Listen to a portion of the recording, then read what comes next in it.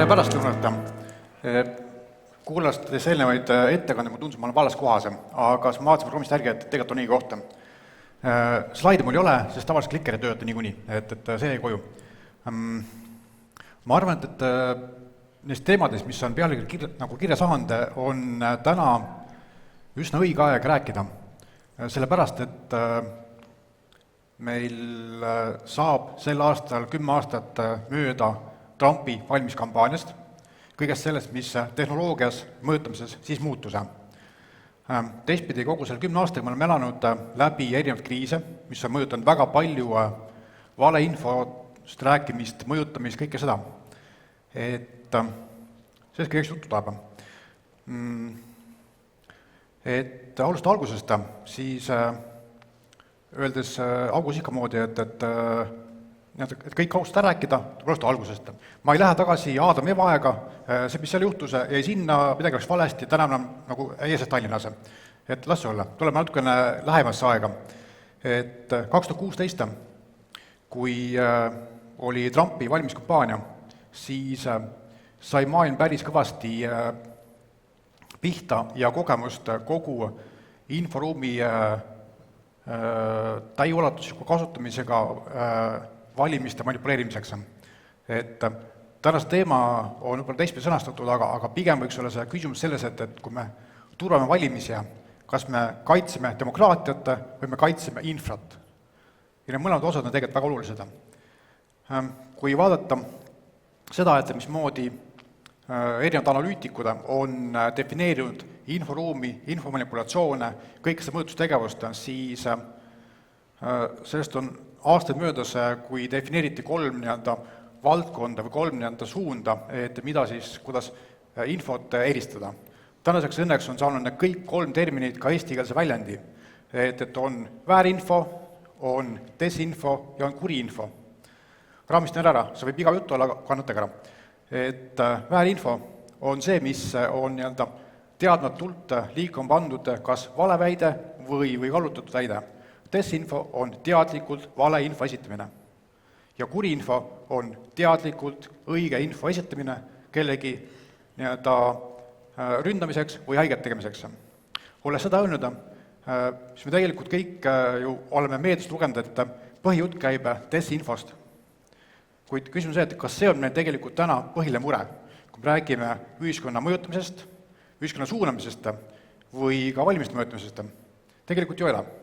Et kui vaadata seda, mismoodi erinevad meediaväljaanded tegelevad faktikontrollidega, debunkimise ja kõige sellega, siis enamus tulemusi on see, et jah, fakt, mida me läksime hüpoteesivalt kontrollime, et see on vale, tegelikult osutus kas poolenisti valeks, mingit kallutatud infoks või õigeks.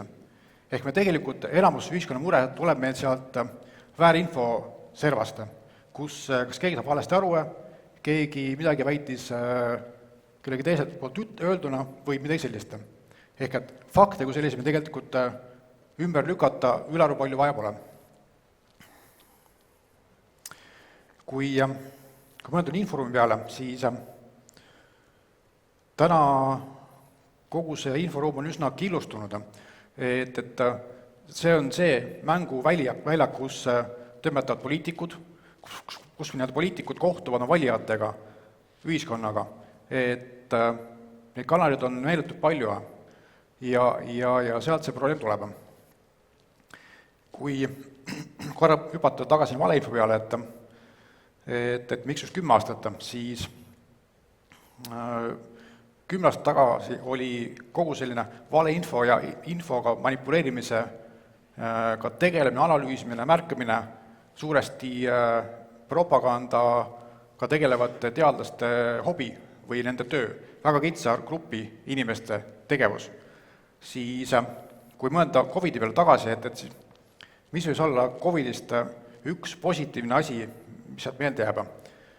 Et milleks ma olen selle teemaga tegelenud üle 10 aasta, avastasin ennast mõttelt 3 kuud peale esimest COVID-i surnut, et ühiskond ja meedia räägib sellest teemast, valeinfost, infomanipulatsioonidest 3 kuu rohkem kui eelmine 10 aastaga. Ja sealt edasi läks kogu see nii-öelda pall veerema, et täna meil ongi valeinfo, kogu see manipulatsioonid on inimestel ühiskonnas sees, et kõik muretsevad selle pärast. Riigikantselei teeb kord kvartalis avaliku arvus uuringuid, siis juba mitu aastat me küsime seal nii-öelda inimeste muretsemise nagu teemasid ja põhjuseid, et mille oli inimesed muretsevad, siis seal on olnud viimased paar aastat esikohal valeinfo ja selle mõju ühiskonnale ja nendele inimestele. Et see on kindlasti ühiskonnas sees. Kui nüüd minna tagasi sinna Trumpi valimiskampaaniasse või sellesse hetke, siis ja miks täna on sellest nii-öelda hea rääkida, kuna sinna jääb vahel 10 aastat, me oleme nii-öelda kogu see, mis seal siis toimus, meie need õppetunnid on jäänud meie jaoks piisavalt kaugesse nii-öelda ajalisse piiri, ehk me oleme saanud teha adekvaatseid järeldusi. Ja tagantjärgi meenutas koos selle protsessi, kuidas me siia jõudsime, siis tundub, et mõne teemaga me oleme jõudnud vihmakast räästa alla. Et asjad, mis me arvasime, et olid seal, jäid sinna, lahendasime ära, need on tegelikult tulnud täna kaasa ja need hakkavad muutuma tulevikus. Üks selline asi, millest ka sel aastal peale 10 aastat täis, on Cambridge Analytica nii-öelda lugu või see kogu see protsess, mis tõi esile sotsiaalmeedia ja selle nii-öelda profileerimise võimalused ja mõjud ja teistpidi selle ärakasutamine valimiskampaanias või ühiskonna mõjutamises. On see valimised, on see mingid ideoloogilised teemad, kõik selles. Ja sealt hetkest on käibel mõiste dark ad, ehk siis tõlgituna tume reklaam. See seda, et nii-öelda poliitikud saavad läbi sotsiaalmeedia, läbi väga väikeste kanalite suhelda inimestega otse. Ja selle suhtluse nii-öelda kasu on selles, et see kanal on nii-öelda individuaalne ja kõrval olev inimene ei näe, mis teisele nii-öelda lubati. Toon näite, et kui näiteks üks poliitik X lubab mulle või ütleb, et porgandipirukas on väga hea pirukas, et söö porgandipirukat. Ütleb, et kapsapirukas on terve jama, ära seda söö. Samas kõrvalt suveral ütleb, et söö kapsapirukat, porgandipirukas ei kõlba kuskile. Siis mina ei tea, et mida talle väideti või arutuse üle ja me ei saa aru, et poliitik midagi valetas. Hea näide on see, et Trumpi valimiskampaania ajal tehti sotsiaalmeedia jaoks 175 000 versiooni reklaame. Ehk et võeti kõik sihtgruppide väga üksipulgi lahti ja teistpidi õnneks või kahjuks sel hetkel oli Facebookis võimalik suunata ka reklaame väga personaalselt. See on õnneks tänaseks lõppenud. Aga mõelge, 175 000 versiooni reklaame. Ehk iga pikkus, vanus, huvid, kõik see võeti väga pulgi lahti. See oli seal. Aga kui nüüd mõtleme tänases päeva ja mõtleme AI peale, siis ja nende kanalite paljususe peale, kas see mure jäi sinna? Okei, ta võib-olla oli mingisugune 7-8 aastat nii-öelda vaiba all, aga täna ma julgen väita küll, et siit edasi on kogu selline personaalne ja lihtsasti opereeritav individuaalne manipuleerimine väga lihtne. Saab AI-ga lasta teha kõik need sisud, 175 000 versiooni reklaami, leida need kanalid, mida on täna 10 ja panna see eetrisse. Ehk et me jõudsime vihmakast rääst alla. Teine ots, kui AI peale jutt läks, et siis tahan uuesti esitada Õhtule peatoimetaja mõtte, et tema nii-öelda sõnastus või nagu mõte oli küll natuke teise nurga alt, aga see, et kui näiteks täna minna Google'i otsingumootorisse, siis juba on triginud esimeste tulemuste peale AI poolt analüüsitud vastus, mis enam seal esilõigus ei viita enam kanalitele või allikatele. Et Õhtulehe mure oli see, et nemad ei saa enam kätte oma klikke, et neile ei suunata traffic'ut. Aga kui ühiskonna vaatest, siis kui meil hakatakse sünteesima sisu ja tõde ja me ei saa ise minna seda lihtsasti üle kontrollima, sest enamus inimesi ei hakka seda uuesti nagu guugeldama kuskilt või nagu teiste allikate pealt kontrollima, on see, et meil esitatakse mingisugune sünteese meie küsimuse vastusest ja meile ainult uskuda, et kas on niimoodi, sest see tavaliselt ei lõpe lausega, et see võib olla niimoodi, aga ei pruugi olla. Ehk et kogu see nagu info kontrollitavus on üsna keeruks läinud. Kui nüüd liikuda natukene valimiste poole või valimiste turvamise poole, siis palju me saame teha info kontrollimiseks või demokraatia kaitseks nendes keskkondades. Kui neid keskkondi on kümneid, mitte sadu, neid postitajad on tuhandeid ja neid suhtlusviise või kanaleid või aktsioone on sadu tuhandeid, siis me selgelt ei jõua kõigile kõrvale. Ja teine ongi see, mis on varasem muutunud. Kui varasemalt oli neid ütleme poliitikute või ühiskonna tegelaste suhtlusaktsioonide arv üsna väiksem ja need kanalid tood otse inimesteni, aga seal kanali taga oli mass. Ehk me nägime kõrvalt, mida poliitik X väitis ühiskonnale. Siis täna kahjuks me ei suuda selle kõrval olla ja me tegelikult ei näe, mida nad väidavad. Et see on ühtepidi poliitikultele suur mänguma, teistpidi neile, kes peaksid justkui demokraatiat tagama või poliitikuid korrale kutsuma, väga keeruline ülesanne. Et teistpidi, et kui jätta kõrvale kogu see selline vahelolek või nagu mure selle sisu pärast, siis kui mõelda valimiste turvalimise peale, siis selgelt on asjad, mida ühiskond või ametkonnad või ka riik peab ära tegema. Ehk et on selgelt mingisugune baastase.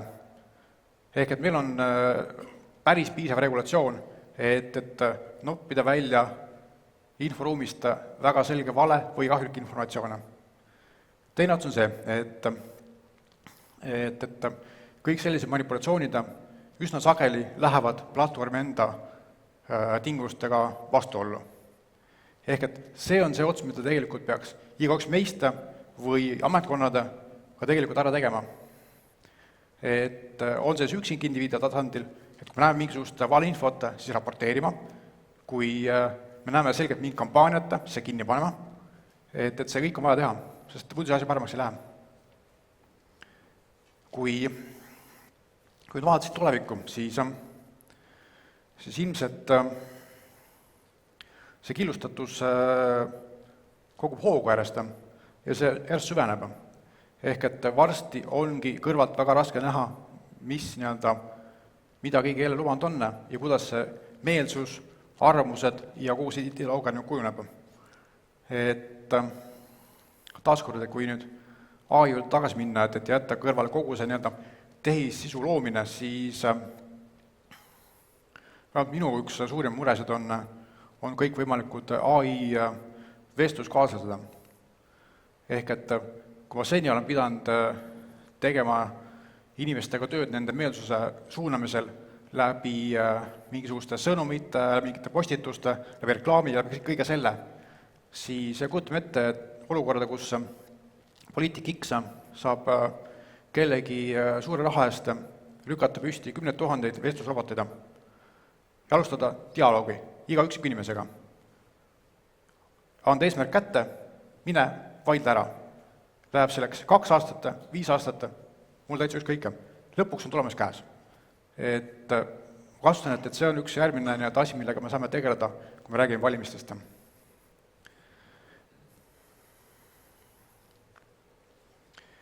Kui hüpata korra tagasi sinna 2016. aastasse, siis ma arvan, et need õppetunnid, mis tookord olid ja mis läbi kirjutati ja läbi analüüsiti järgmise 2-3 aasta jooksul, et kuna see infovoog, mis kogu seda valeinfost räägib, kirjutab, analüüsib, on üsna suur, siis tegelikult me tasuks minna tagasi nende järelduste juurde, sest seal me tegelikult nägime seda tulevikku tulemas. Ja võib-olla need järeldused olid kõige selgemalt või kõige kontrastsemalt välja hääldatud. et mis meil olemas on. Kui teistpidi, üks ots on see kogu inforuum ja ühiskonna suunamine, siis kuskilt maalt tuleb see infra pool juurde, ja selle kaitsmine. Et jah, see nii-öelda demokraatia pidupäeva, et see on suurel osa RIA kollektiivist ka aasta suur sündmuse ja see, ma julgen väita, et läbi aasta järjest keerulisemaks. Et kui me vaatame viimase aasta pooleteise sündmusi, kus on toimunud mingisugused andmelekked, raha väljapetmised, andmete väljapetmised, kõik sellised asjad, et neil kahjuks on oma mõju ka Eesti e-teenuste usaldusväärsusele. Ehk et see on asi, millega tuleb hakata tegelema, et see ei läheks veel hullemaks. Ja see tõenäoliselt võib anda mingisuguse tagasilöögi järgnevatel aastatel ka tegelikult e-valmistesse. Et see on üks murekoht kindlasti. Kui üritada lõpetada kuidagi positiivsel noodil, siis ma arvan, et meil eestlastena on üsna hea seis, kuna meil on väga väike ühiskonda ja kõik sellised nii-öelda anonüümsed või kardina tagant tehtavad manipulatsioonid, nad tegelikult ei ole ülearu efektiivselt tulemuslikud, kuna meil ka see nii-öelda päris kontakt inimestega on säilinud. Surmatus ühiskondades, kus on see riik või poliitik või muu partner on inimest juba väga kaugele, siis need kõikvõimad elektroonilised keskkonnad ongi selle võrra mõjusamad. Et meil kõik ei ole kadunud. Selle positiivse noodile. Aplaus. Aitäh sulle, Priit. Ma tundsin siin ka väga palju ära, kas keegi on neid jälginud seda Epsteini failide saagat praegu sotsiaalmeedias. No ma olen täiesti sinna jänesurgu kinni läinud ja ma ei saa enam sealt välja ja muidugi kogu siis AI-süsteemide kasutus võimaldab inimestel manipuleerida, luua neid samasuguseid e-maile sisuga, mis võib-olla ei pruugi olla. Need kõik, mis seal on õõvastav ja seda ei tohiks olla, aga siis vähemalt X-is saab küsida, et hey Grok, is this true? Et vaadatakse, on ju, et inimesed õpivad ka kasutama neid tehisintellektisüsteeme, et filterdada ise seda, mida toodetakse, et saada nüüd aru, kas see on päris Department of Justice'i fail või tegelikult see on ju manipuleeritud fail, et ma loodan, et ka nüüd ka meil valimise ajal ja need edasi, et inimesed suudavad kasutada mitte neid tehisintellektisüsteeme ainult selle info manipuleerimiseks, vaid ise endale ka selle selguse loomiseks, aga see on ka keeruline ülesanne. Aga sul on väga palju küsimusi.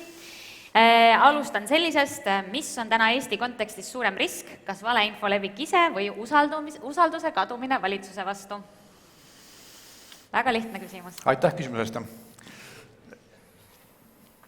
Ma arvan, et meie suurim mure ikkagi on see valeinfo levik ja ma ei paneks sinna vahele valitsuse poliitikuid, et kui me vaatame tegelikult ühiskonda laiemalt, et siis kõik see viimased võib-olla varsti 10 aastat toimunud teadlik ühiskonna polariseerimine, et see läheb kasvava hooga mäest alla.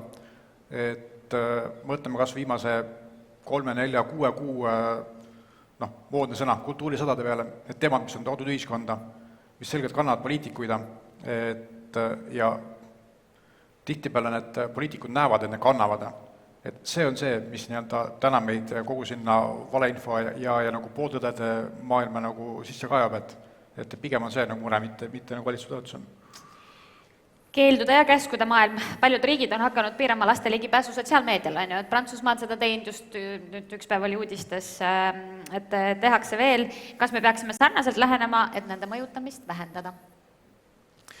Ma arvan, et mingil tasemel tuleb kindlasti see jällegi baashügieen ära teha, aga olles selles valdkonnas nagu nii pikalt sees olnud, siis ma arvan, et see keelud, käsud ja piirangud on väga lühike lahendus. Kas nad siis liiguvad Discordi ja mujale, kus on veel vähem? Või võidetaks mingid muud vahendid, et ma arvan, et see ei ole nagu mure, et pigem üritame ise saada targemaks ja tasakaalukamaks.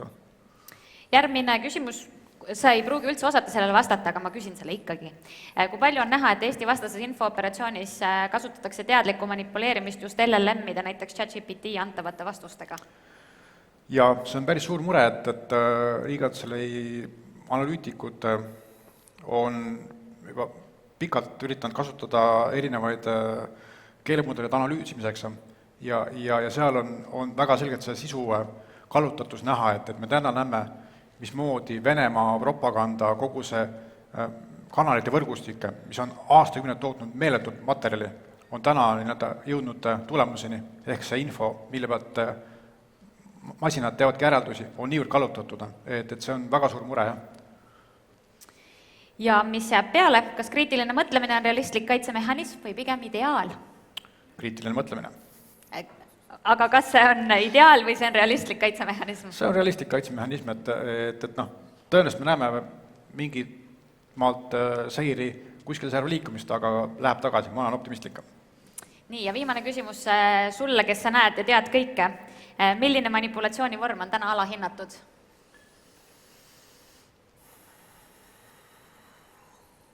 Ma arvan, et see, mis tulebki igasugustest keelemudelitest, nende agregaatidest, et sealt veel tuleb meile tulevärki, et mida me täna isegi kujuta ette. Suur aitäh Priidule, palun veel üks aplaus. Aitäh, Priit!